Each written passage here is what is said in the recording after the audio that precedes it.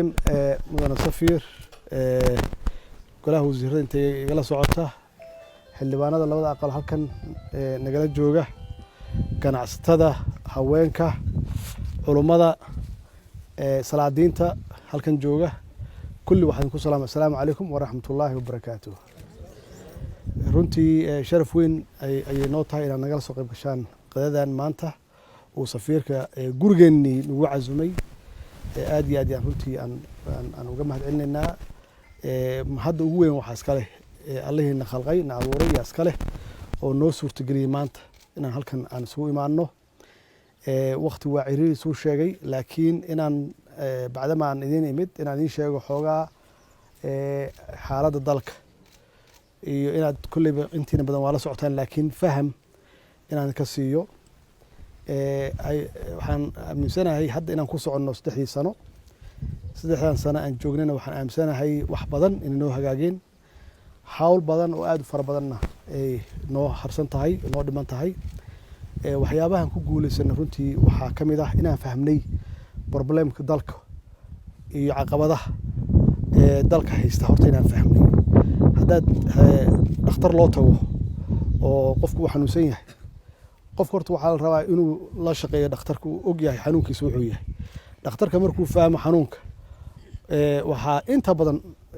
dhakhtarku qoraa daawada qofkaasi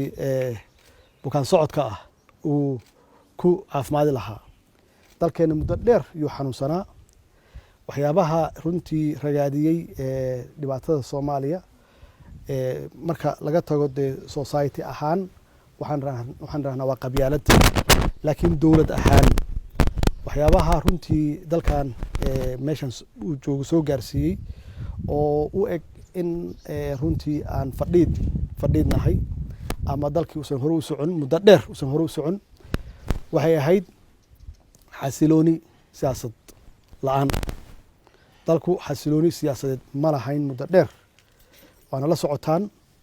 dalku wuxuu ku hormaraa markii siyaasadiisu ay degan tahay dadka mas'uuliyiinta ah ee wada shaqeyn leeyihiin shacabka uu la shaqeynayo ay fahamsan yihiin dawladoodu meesha u socoto runtii waxa weey waxyaabahaasi waxay ahayd arintaasi arin aan ka gaabinay laakiin anagu aan fahmnay in dawladdu ay xasilan tahay madaxweynaha iyo prime minister wada shaqeyn leeyihiin xukuumadda iyo baarlamaanka wada shaqeyn leeyihiin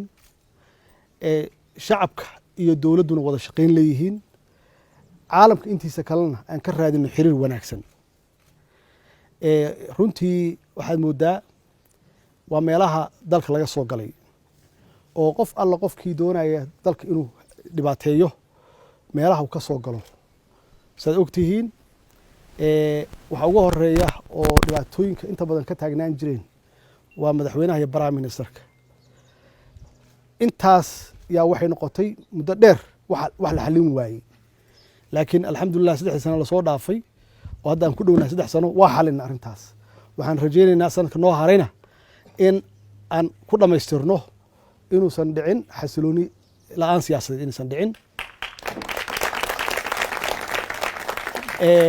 caqabada ku xigta waxay ahayd in baarlamaanka iyo xukuumaddu ay isku noqdaan maxaan ku raahdaa caqabad isku noqdaan waa markii laga soo tago madaxweynaha iyo prime ministerka marka waa taaka kale baarlamaankana waa ku guulaysanay in xiriir fiican aan la lahaano oo aan wada shaqeyno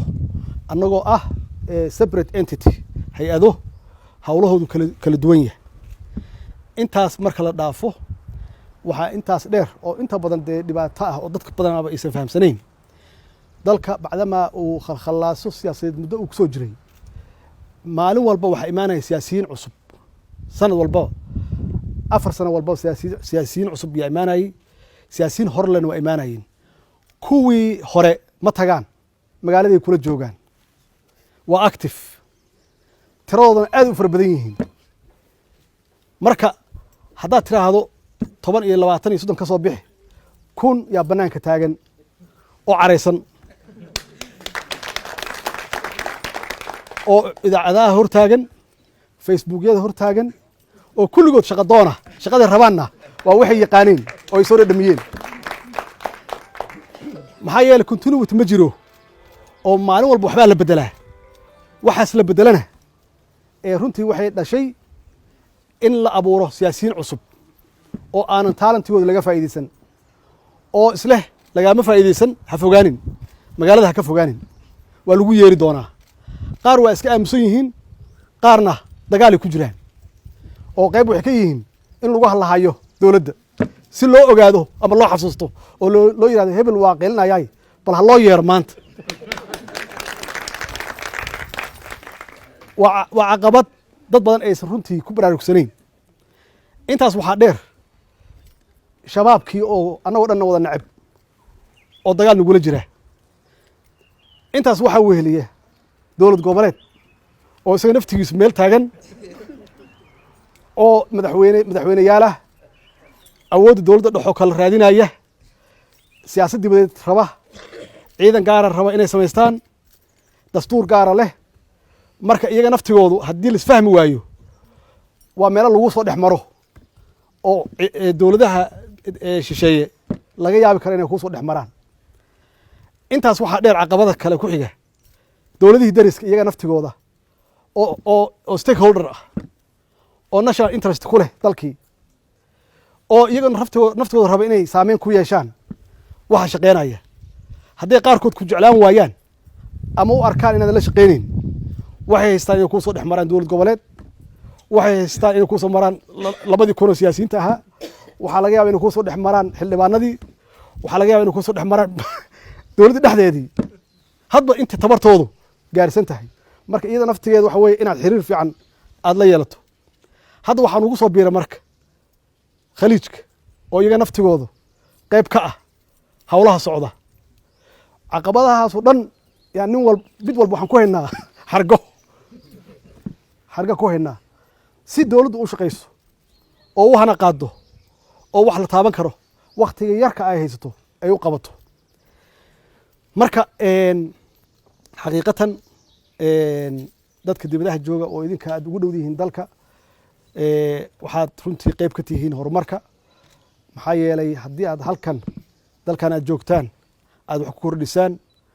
horumarka dalkan wax ku kordhisaan Soomaaliya wax ku kordhiseen maxaa yeelay anaga mar walba waxaan ka shaqeynaa dowladaha dariska ah inaan xiriir wanaagsan la yeelano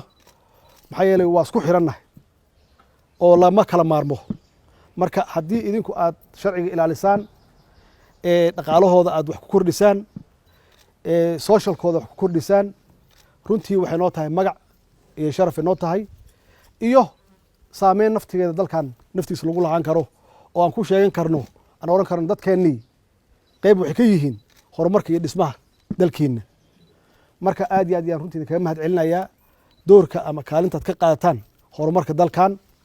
waana idinka hadlaan oo markaan madaxdooda arko waa ii sheegaan doorka aad kaga jirtaan ama kaalintiina inay tahay kaalin aad iyo aad muhiim u ah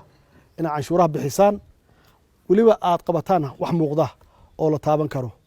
marka taas naftii inaad sii xoojisaan oo runtii aad ka shaqaysaan aad iyo aad ayaan runtii idinkaga mahad celinayaa iyadoo ay saas tahay waxaa la rabaa tiiniina inaydin iloobin dowladdiina xaggana inaydin iloobin wax alla wixii aad ku taakulayn kartaan ku taakulaysaan khaasatan hadda fatahaadayaa dhacay inaad u istaagtaan fatahaadahaas biyahaas maaragtay runtii dadka dhibaateeyey inaad u istaagtaan oo aad ka qaadataan wax alla wixii karaankiina aad ku taakulaynaysaan ama aad ku gargaaraysaan dadkiina waalaha ah ee halkaas ku dhibaataysan inaydan marnaba oran idinku meel fiican baad joogtaan ama nabada dhibaatooyinka inta badan Soomaaliya laga sheegay ma qabtaan marka gurigaaga iyo shaqadaada iyo reerkaaga ha ka badnaanin ku dara wixii aad ku tari kartaan dadkiina waalihiina ah ee tabaalaysan ee Soomaaliya jooga haddii dhibaato saas oo kale dhacdo waxa kale oo aad ku dartaan haddee safaaradiina idinkaa iska leh wax la wada leeyahay waa gurigaan wax la wada leeyahay waxaa loo baahan yahay in aad dhisataan oo aad quruxsataan safaaradiina aydan u daynin oo keliya dowladda Soomaaliyeed keliya aydan u daynin maxaa yeelay kulligan mas'uuliyad baa na wada saaran annaga waa ku magacaabannahay laakiin shaqada waa noo wada taallaa qof gaar shaqada u leh ma jiro annaga waxaan naloo doortay ama ujeeddada aan u joogno positionada aan joogno waxay tahay idin direct gareyno aan wax idin tilmaanno laakiin inaan wax walba annaga nagu halaysaan hadday tahay dhaqaale iyo xoog iyo caqli iyo kulli ma aha idinkaa intaasoo dhan haya marka safaaraddeena waa aragteen intay la eg tahay waxaan qiyaasi karaa inay tahay annaga kolleyba safaaradda ugu weyn aan adduunku leenahay inay tan noqon karto laakiin haddee meeshii waa burbursan tahay waxay u baahan tahay in bilicdeedii iyo quruxdeedii iyo wanaaggeedii la soo celiyo idinkana aad iska bilowdaan haba yaraataba qof walba waxa karaankiisu yahay inuu ku darsado maxaa yeelay waa gurigaagii waay wax gaar u leeyahay safiirka ma aha wax aniga aan leeyahay ma aha waa wax naga haraaya oo jiilka soo socda dhaxal u ah waay maxaa yeelay anaga waana looga tegi meel fiicanoo waxay ku taallaa aan caadi ahayn oo prime ah iyo ku taallaa marka haddii dadkii hore aysan shaqayn lahayn meeshaas kuma ooli lahayn marka hadda way burburtay waxaa ka muuqda dayac aad u fara badan iyo burbur yaa ka muuqda iyaysan noo ekaanin xaaladda soomaaliya iyaysan u ekaanin meel alla meeshaad joogtaan qurxista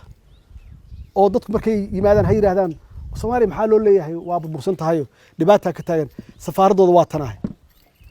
marka waa midda runtii aan inta badan aan leeyahay dadkeena waa ka gaabiyaan wax la wada leeyahay waa u shaqaysaan wax qof walba leeyahay oo runtii waxaad tihiin waa ku ammaanan tihiin oo very successful ayaad ku tihiin laakiin wax la wada leeyahay yaa lagu halaynayaa annagu waxaan nahay keliya maamulayaal